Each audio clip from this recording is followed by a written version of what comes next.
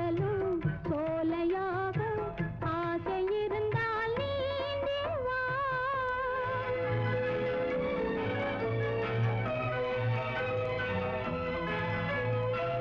கண்ணில் தெரியும் வண்ண பறவை கையில் கிடைத்தால் வாழலாம்.